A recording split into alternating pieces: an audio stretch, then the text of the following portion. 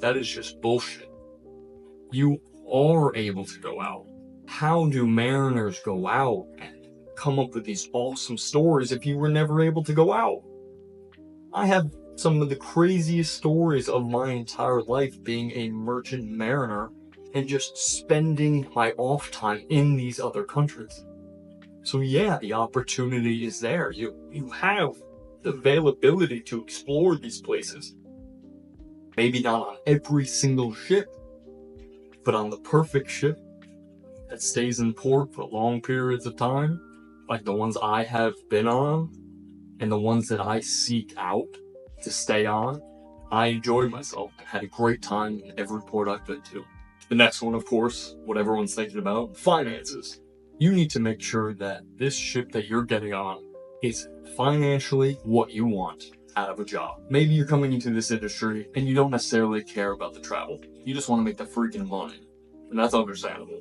I wouldn't be doing this if there wasn't money, of course. I would just be traveling on my own time. But I get paid to travel, so it's a perfect combination. Now, I seek jobs that pay a certain amount. It doesn't need to be the best ship in the world. It just needs to be a certain amount so I get enough money out of the job.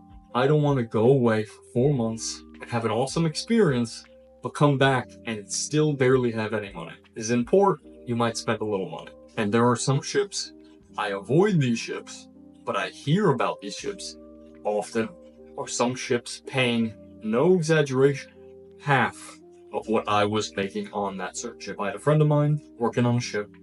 He was making literally half the amount I was making, doing the exact same job as an able-bodied sailor. Now, when you sign up for a ship, usually you get to see how much your pay is going to be over that time period.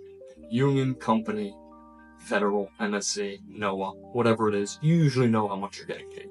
So that is something you can control when you're working on the water. You're working for a yacht company, you're working for a fishing boat. Of course, you're going to sign up to these jobs knowing how much you're going to get paid. Of course. So, on my perfect ship, I need to be getting paid a certain amount.